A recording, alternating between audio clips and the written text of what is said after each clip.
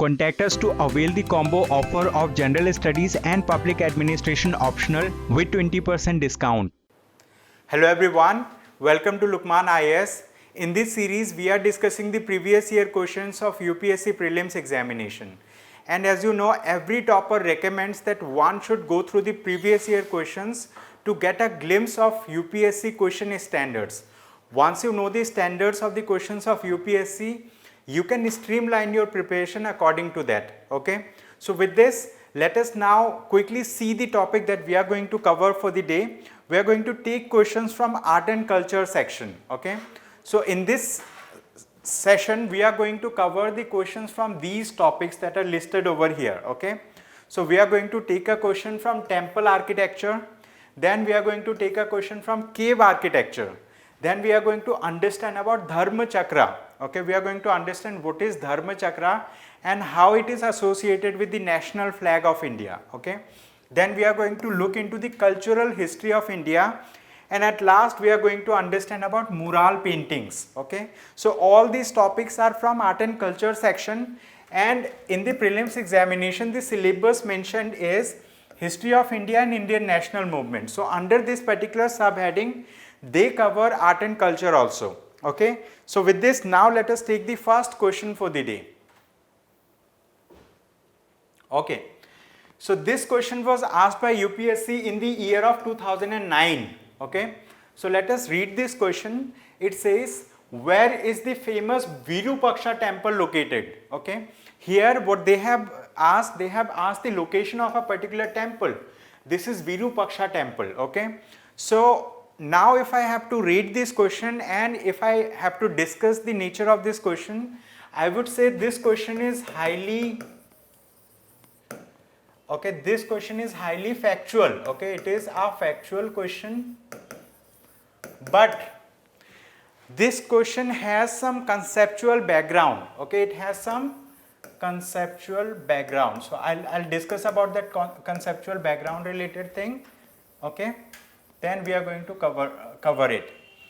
Okay, so is it a easy question, difficult question or moderate question? I would say this is a easy question if you know the concept behind it. Okay, it is an easy question. Okay, so see, the Virupaksha temple is located in Hampi. Okay, it is located in Hampi. You might have heard about Vijayanagara Empire. Okay, Vijayanagara Empire was one of the most strongest empire in South India. And it was established by two people, Harihara Raya I and Bukka Raya I. Okay, so it was established by Harihara Raya I, okay, and Bukka Raya I. So these are the two people who have established the Vijayanagara Empire, and they started ruling Vijayanagara Empire in the name of their deity. Okay, so like they started ruling below the Krishna river, and apart from this they have established a town city that is known as Hampi, and in this particular like from this particular city they started ruling the places. Okay, in the name of their deity. Deity means the god figure. Okay, so Virupaksha was one of the deity for them, one of the gods for them. And this Virupaksha temple dates back, okay, dates back to to a period which is much older, or which is much earlier, okay, which is much earlier than the kingdom that was established by these people. Okay, so before the Vijayanagara Empire came into existence, this temple used to exist there. Okay, so that's why it is associated with Hampi. Like in our last session, like before this particular session, I had taken a session related to medieval history. In that session, I have discussed about the importance of Hampi. And so this is connected with that particular question itself. So the main idea or crux theme, okay, remains the same. So they are asking about Vijayanagara Empire, and like if you have studied about Vijayanagara Empire, if you have studied about Virupaksha temple, then you will be able to answer this question very easily. Okay. So now if I have to discuss about like why Virupaksha temple is very important. Okay. Virupaksha temple is important because it is a UNESCO World Heritage Site. Okay. This Virupaksha temple is a UNESCO, okay, World Heritage Site. So that's why it is important, and this particular temple is located near the Tungabhadra river, okay, and it represents the tutelary deity of Vijayanagara rulers, okay. So this particular Virupaksha temple represents tutelary, okay, tutelary deity of Vijayanagara rulers. So that's why this question is important, okay. Although it seems like it is a very factual, but the thing is there is a conceptual background behind this question, okay.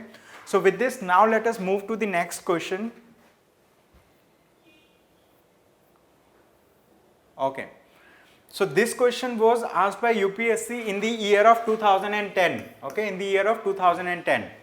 So the question reads, there are only two known examples, okay, there are only two known examples of cave paintings of the Gupta period in ancient India. Which one of these paintings is Ajanta caves?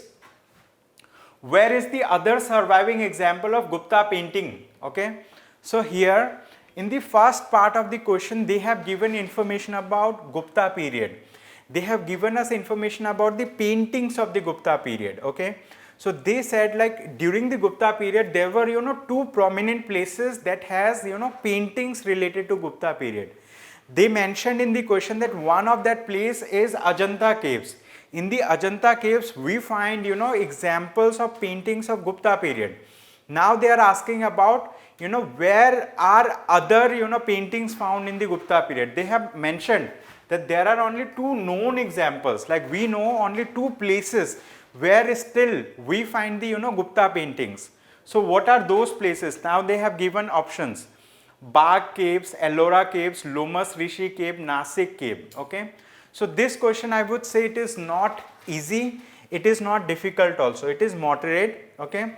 And like if you have read little bit about, these caves, if you have read about, Ajanta caves, then you might have, naturally read about Ellora caves also. Ajanta and Ellora comes, together. So if you are reading about Ajanta cave, you will be reading about Ellora caves. So by that logic, if someone just, get some logic and they apply their brain, they will be able to answer this question as option B, Ellora caves, okay. So Ellora caves are the, second surviving example, okay. It is the second surviving example of paintings of Gupta period, okay. So why Ellora caves are important, okay, and why Gupta period is considered so much important? Because like Gupta rulers were one of the strongest ruler of the ancient period. And so like Gupta age is considered to be the golden age, okay, it is considered to be the golden age of art and architecture in India, okay. So Ajanta and Ellora caves were carved during the reign of the Gupta Empire itself, okay, and they contain the paintings of both Hindu and Buddhist themes, okay. So if we talk about Ajanta, okay, and Ellora caves, they contain painting of Hindu theme and Buddhist themes, okay. Where are these caves located? They are located in the Aurangabad district of Maharashtra, okay, in the state of Maharashtra. So correct answer for this question is B, option B. So like if you have made some, guess, intelligent guess, you will be able to answer this question, okay. So it's not that difficult, it is just a moderate question, it is just a moderate level of question, okay. So it is moderate level of question, you need to make an intelligent guess for, for answering this question, okay.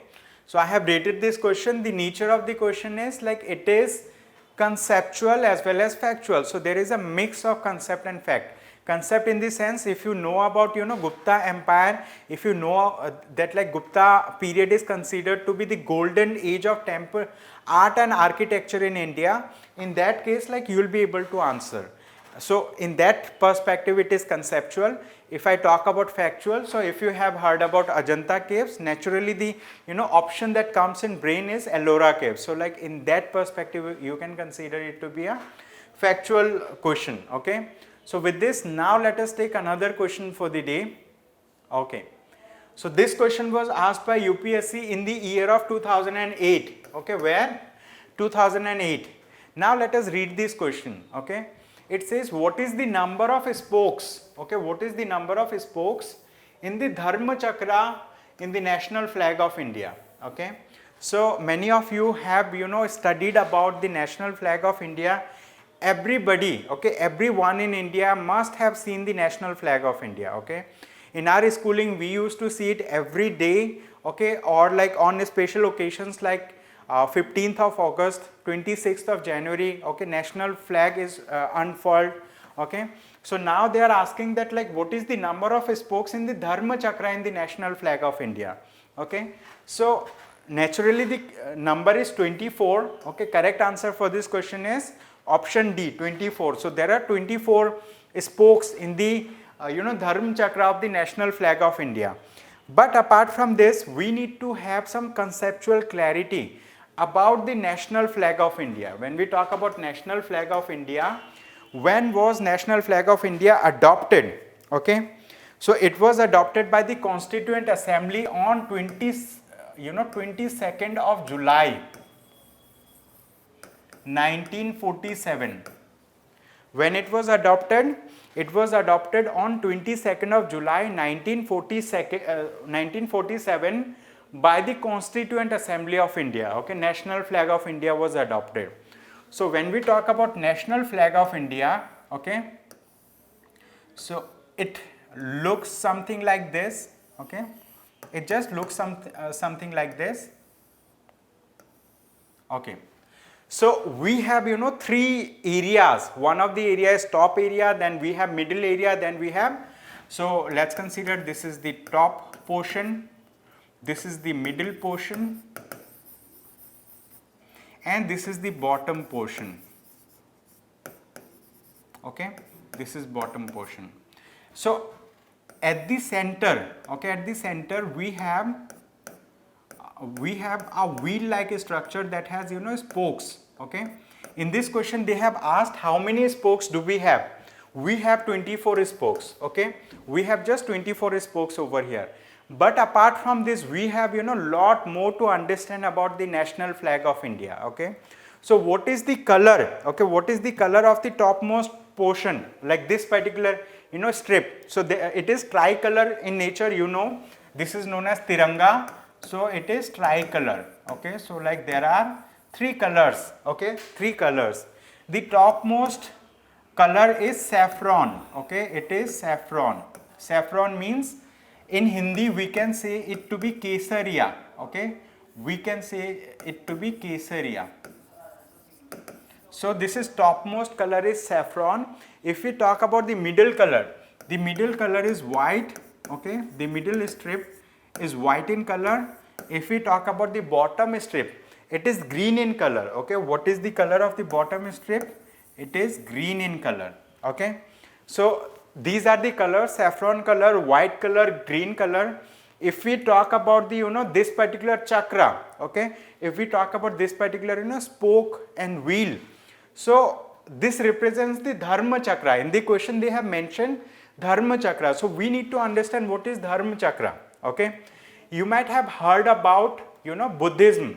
So in Buddhism there is a there is a concept which is known as Dharma Chakra Parivartan. Okay, so when did Dharma Chakra Parivartan happened? It happened when Lord Buddha has delivered his first sermon. Okay, so Lord Buddha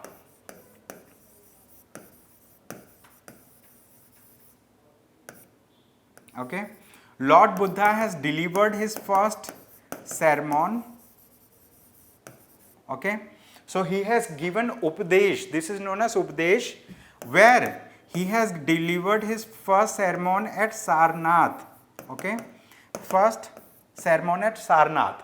So in that particular sermon he has talked about few important things. He has talked about 4 noble truths. Okay, he has talked about 4 noble truths, like the world is full of sorrow. Okay, the reason for sorrow is desire, and there is a way to overcome the desire. Okay, and that way is by following the Ashtangika Marg, okay, by following the eightfold path. So there he told about, you know, 4 noble truths, and these noble truths are known as Arya Satya, okay. These noble truths are known as Arya Satya, okay. So like how many Arya Satya he told about? He talked about 4 Arya Satya, and at the same time he has also talked about eightfold path, okay. He talked about eightfold path, okay, like one should follow these eightfold paths. So that particular event is known as Dharma Chakra Parivartan. So that's why that Dharma Chakra Parivartan is, you know, symbolized by using this particular spoke and wheel. But now we need to understand where did we get this particular idea of Dharma Chakra Parivartan, okay.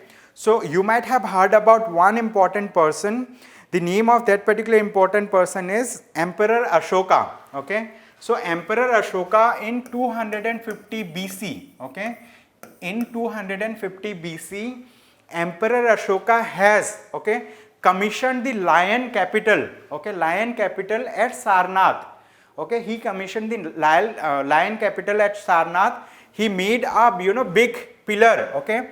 So so Sarnath pillar, so it had a lion capital type, okay, it had a lion capital. So like, you know, this particular thing is taken from that particular Ashoka's lion capital, okay. So Ashoka has commissioned the lion capital in 250 BC to commemorate Lord Buddha's first sermon, okay, at Sarnath, okay. So this particular overall theme is taken from Sarnath. So that's why this represents, okay, the ideals of Lord Buddha, okay. So ideals means the Lord Buddha has talked about, you know, Ashtangika Marg, Arya Satya, etc. So this is the thing, okay. So that's why this is the conceptual background of the national flag of India, okay. There are a lot more to understand about it, but at this point of time we will restrict our understanding to the art and culture portion itself, okay.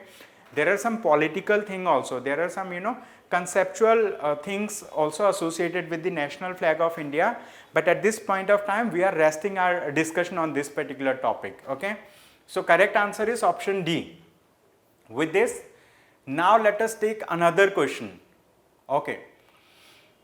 So this question was asked by UPSC in the year of 2014, okay. So let us read this question. It says, with reference to the cultural history of India, the term Panchayatan refers to, okay. So this is a very, you know, simple question. I would say this is a very simple question, okay. So this is, I mean, very easy question. Why easy? Because when you read about art and culture, you also read about temple architecture. And under temple architecture, we have a specific, okay, under temple architecture, we have a specific type of temple construction, okay. So we have a specific type of temple architecture, which is known as Panchayatan, okay. What it is known as? It is known as Panchayatan. Panchayatan style, okay. It is known as Panchayatan style. So Panchayatan style refers to a style of temple construction, okay. So correct answer for this question is option C. Now let us understand what is Panchayatan style, okay. In the Panchayatan style, what happens? A temple is constructed on a rectangular base, okay. It is constructed on a rectangular base, rectangular area, and at the center of the rectangular area we have something which is known as main shireen, okay. We have main shireen, like, you know, in the middle, and then on the 4 corners we have, you know, subsidiary shireens, okay. We have subsidiary shireens, okay. So I am writing subsidiary shireen 1, okay. So subsidiary shireen 1. Similarly, we have subsidiary shireen 2, we have subsidiary shireen 3, and we have subsidiary shireen 4, okay. So this is known as Panchayatan style of temple construction, okay. So in the, like, it is made on a rectangular base, okay, and in the middle we have the main Shireen, and at four corners we have subsidiary Shireens. And the main Shireen was usually larger, it was bigger as compared to the subsidiary Shireen. So this is a specific style of temple architecture, temple construction. So this is known as this is known as Panchayatana style of temple architecture. Okay, so like if we talk about where do we find the examples of the Panchayatana style of temple architecture, we find the example in Kandhariya Mahadev temple, which is located in Khajuraho. Then we find similar example in Lakshmana temple, okay, which is also there in Khajuraho. So these two are examples of Panchayatana style of temple construction. Apart from this, we have Brahmeshwara, okay, Brahmeshwara temple in Bhubaneswar and Lingaraja temple at Bhubaneswar. Okay, so these are the examples where we find Panchayatana style of temple construction. So what is Panchayatana? It is a style of temple construction. Okay, so in this style we have a main Shireen at the middle, we have subsidiary Shireens at the four corners. Okay, so with this, now let us take another question. Okay, so now let us understand. This question was asked by UPSC in the year of 2013. And so let us read this question. It says, consider the following historical places. Statement 1, Ajanta Caves, Lepakshi Temple, Sanchi Stupa. Okay, which of the above places is or are also known for mural paintings? Okay, so the central idea of this question is mural paintings. Okay, mural paintings, we need to understand what do we mean by mural paintings. Okay, mural paintings. What do we mean by mural paintings? So mural paintings are that kind of painting which is made on big walls. You might have seen, like on the big walls we have single painting. Okay, so there can be a very big wall, or there can be very big places where we have single painting in the entire place. That is known as mural painting. Okay, and the other form of painting is known as miniature painting, which is a small painting.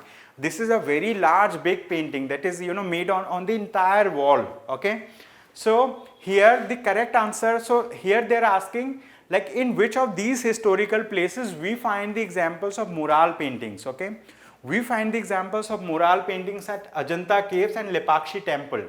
Where is okay, so correct answer for this question is option B, 1 and 2. It is not found at the Sanchi Stupa. Okay, what is stupa? Stupa is something which is known as relics. Okay, like some remains of Lord Buddha. Okay, so if we have some, let's consider nail of Lord Buddha was transported somewhere, and to commemorate Lord Buddha, so we have constructed a